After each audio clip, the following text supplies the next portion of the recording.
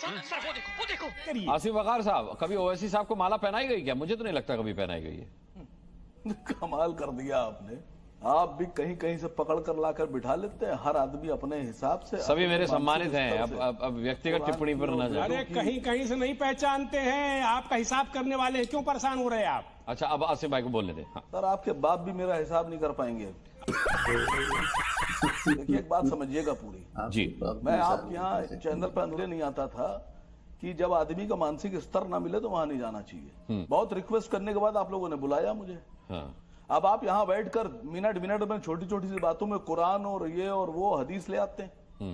नहीं, कुरान हदीस हम नहीं ला रहे, कुरान हदीस हम नहीं ला रहे, शरीयत हम नहीं ला रहे। मैं ये कह रहा हूं कि राष्ट्रगीत को गाने से क्या रोक रहा है आपको, वो आप बुला रहे हैं बीच में। वो कुरान हदीस शरीयत ये हमारे मुस्लिम पैनलिस्ट ला रहे हैं, हम नहीं ला रहे। सर सुनिए सर, बात सुन लीजिए। जी जी, हम जिस देश में रहते हैं, इस देश में अगर कोई अपने घर में नमाज पढ़ रहा है तो आप उसे गिरफ्तार किए ले रहे हैं, उस पर मुकदमा लिखे दे रहे हैं। मैं अभी यूनाइटेड अरब अमीरात गया था। दुबई में मुझे वहां के एक शेख साहब ने बुलाकर एक सम्मान किया। उनका नाम है बू अब्दुल्ला। 270 कंपनी के मालिक हैं। हिंदुस्तान में कई बार वो चीफ गेस्ट रहे हैं। मैं जब उनके ऑफिस पहुंचा तो उनके ऑफिस में एक कमरे में मैंने राम मंदिर का एक मुजस्मा रखा देखा। तो मैंने कहा, बू अब्दुल्ला साहब, ये राम मंदिर का मुजस्मा कर लेंगे? सर ये जो केबिन है, ये एक बच्ची है, वो हिंदुस्तान की रहने वाली है, वो हिंदू है, ये केबिन उसका है, वो स्टाफ है मेरा, और वो यहाँ पूजा करती है। तो हमने, क्योंकि हम लोग जिस मुल्क में दुबई में हैं, यहाँ हम लोग किसी भी धर्म के बारे में कोई अपमानजनक बात नहीं करते हैं, सब धर्मों का सम्मान है। इसलिए वो हमारे ऑफिस में अपना मंदिर, राम मंदिर रख के उसकी पूजा कर सकती है। छोटा सा मुल्क, 4 लाख की आबादी वाला, ठीक, यहाँ बैठकर ये कुरान पे टिप्पणी कर रहे हैं। हम अपने घर में नमाज पढ़े तो आप हमें अरेस्ट कर लेते हैं। इतना छोटा पहले कभी नहीं हुआ होगा। मैंने बू अब्दुल्ला साहब को सैल्यूट किया। मैंने कहा, बहुत बहुत शुक्रिया सर आपका कि आपने एक अच्छा मैसेज दिया।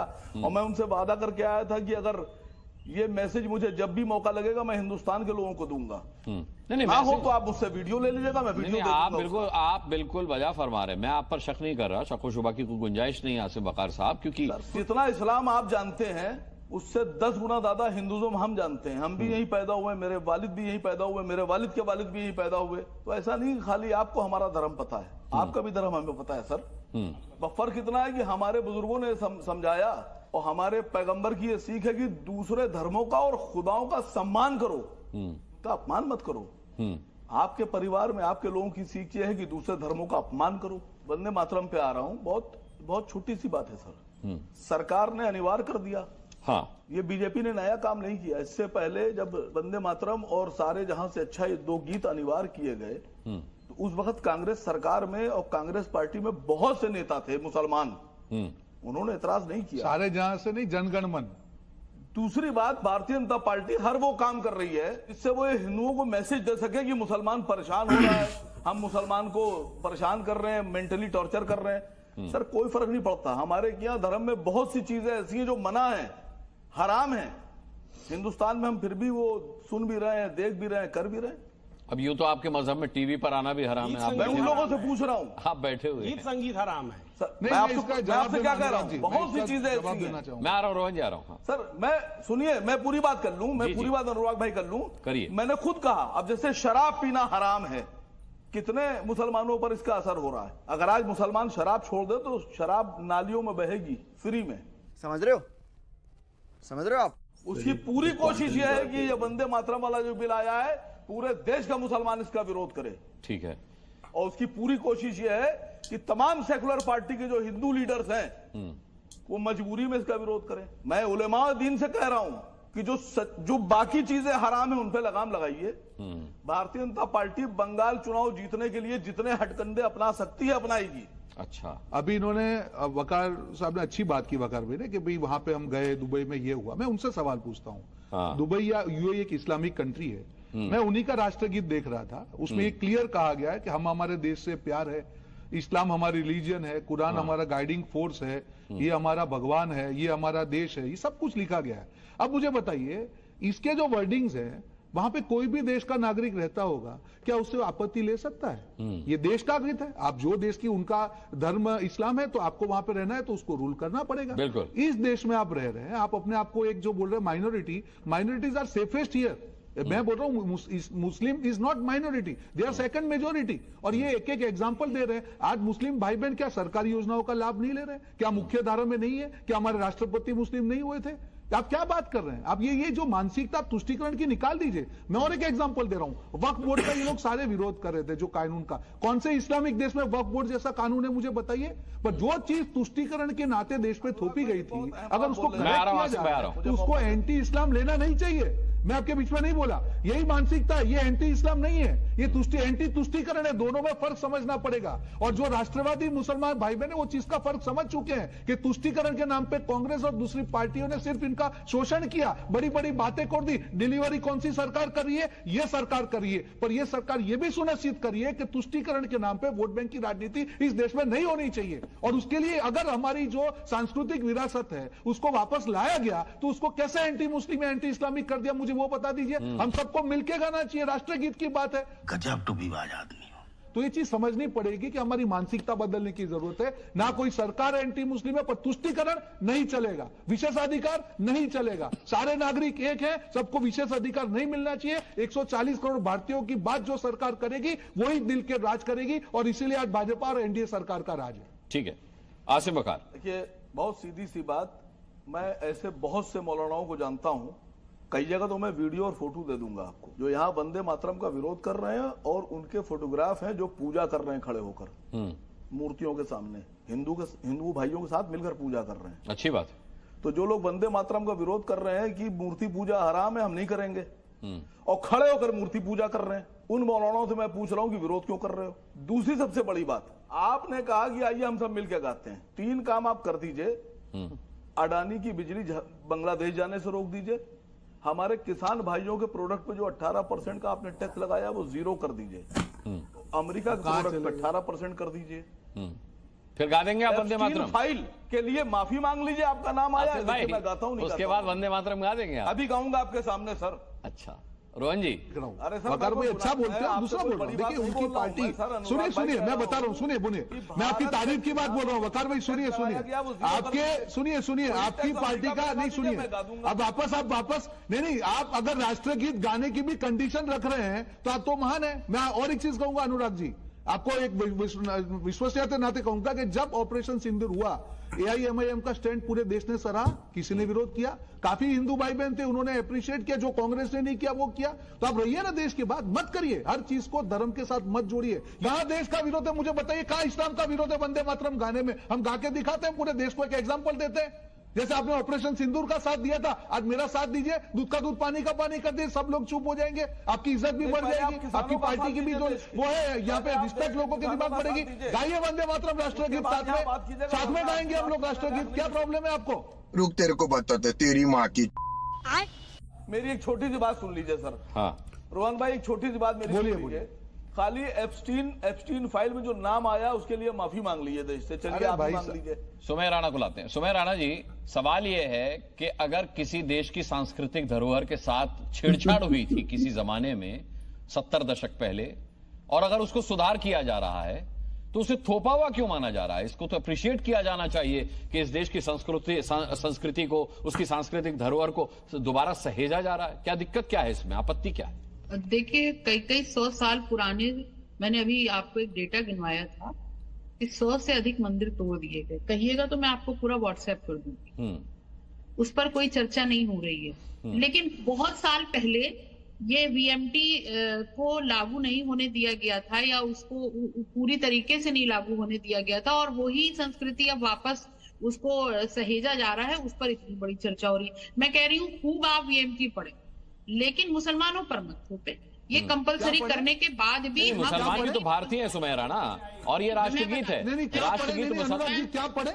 मुसलमान क्या बोला? क्या पढ़े? क्या बोला? क्या उन्होंने? अनुराग जी क्या पढ़े?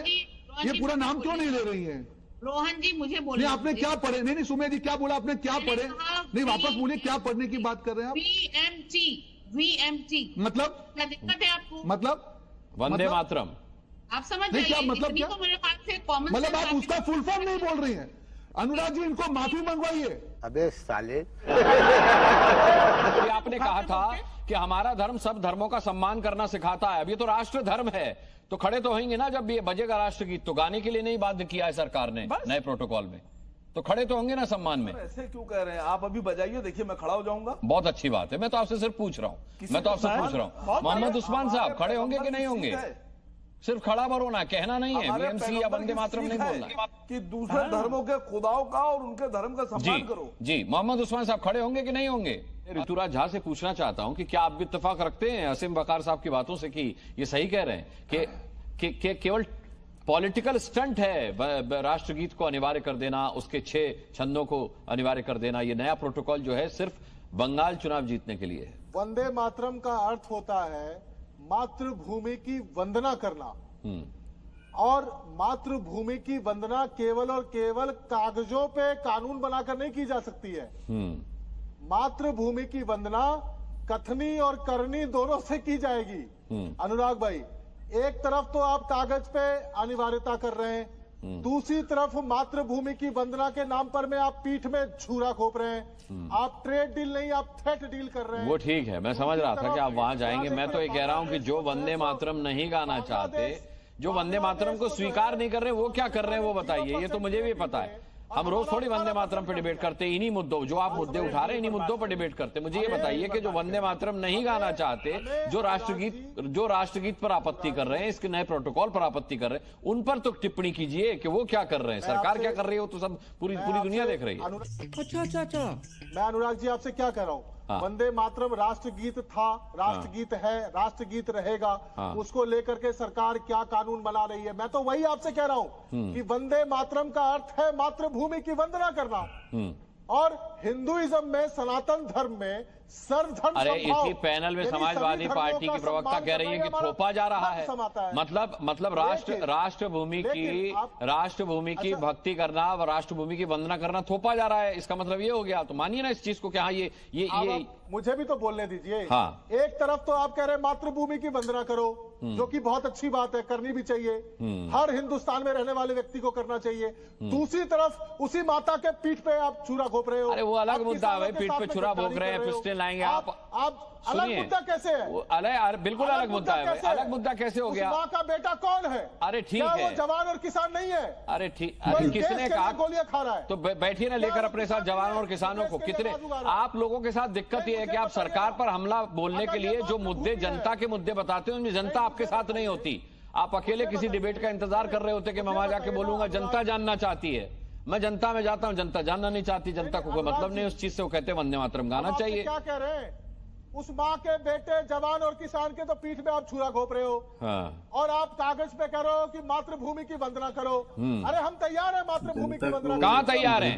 अरे ऋतुराज झा, ये आम आदमी की पॉलिटिक्स से आपको ले डूबी। अब आप कहाँ और नीचे जाएंगे? पाताल लोक में पहुंच गए आपकी पार्टी, अब आप और कहाँ जाएंगे? नहीं, गलत बात है ऋतुराज झा, ये देशद्रोह है जो आप कर रहे हैं। ये देशद्रोह नहीं सुनना मुझे, मैं देशद्रोही की बातें नहीं सुनूंगा, मैं देशद्रोह की बातें नहीं सुनूंगा।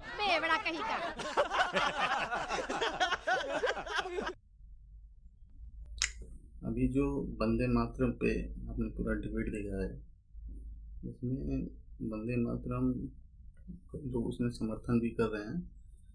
वैसे जो NIN के जो प्रवक्ता हैं वो वकार, उन्होंने बोला कि क्यों नहीं बोलेंगे, हम भी बोल देंगे, इसमें क्या है। लेकिन उसके पीछे जो मकसद है चुनाव का, जो राजनीति, यह सब बंगाल चुनाव को ध्यान रख के किया जा रहा है। तो इसको चुनाव ध्यान को रख के ना ऐसा किया जाए और दिल से बोला जाए। तो दिल से बोले तो बोलेंगे। अभी आपके प्रवक्ता थे, उन्होंने बोला कि वंदे मातरम बोलना चाहिए, सबको बोलना चाहिए, जो भारत में रहती है सबको बोलना चाहिए। यह भारत भूमि का वंदना है, तो है कोई किसी के माता पिता का जबरदस्ती कोई वंदना नहीं करवा रहा है। आप जिस देश में हैं, जिस मिट्टी में है, उसका वंदना हो रहा है। तो उसके साथ उन्होंने ये भी बोला कि जो उसके पीछे आप तो वंदना करवा रहे हैं सबसे, और उसके बाद डिल्ला के महात्मा के पीछे से खंजर भी भोंक रहे हैं। अब इस पे पत्रकार, जो पैनल में जो बैठा हुआ पत्रकार है, वो भड़क गया, बोल रहा है तुम देशद्रोही हो। तो देशद्रोही बोल रहा है। बाद में जब उसको लगा कि मैं तो एक चीज़ बोल दिया हूँ, तो बोला कि ये देशद्रोही वाला काम मत करो, देशद्रोही वाला काम मत करो। उसके पहले बोला कि तुम देशद्रोही हो। हाँ, अब इतना पत्रकार को बुरा लग गया, और उसके बाद उस पत्रकार ने बोला कि ये जनता सुनना नहीं चाहती है। बताओ कौन नहीं सुनना चाहता है? जनता अपने जनता क्या नहीं चाहती है अपने बारे में, किसान के बारे में, जवान के बारे में ही तो मुद्दा जनता उठा रही है या बोल रही है। लेकिन पत्रकार हम बैठ के बोल रहा है कि जनता ये सुनना नहीं चाहती, जनता वंदे मातरम सुनना चाहती है। वाह गजब है। इसीलिए इन सबको गोदी में लिया जाया जाता है। तो कैसा लगा पूरा वीडियो आप लोगों को कमेंट करके आप लोग जरूर बताइएगा। मिलते हैं नेक्स्ट वीडियो में, तब तक के लिए धन्यवाद। जय हिंद।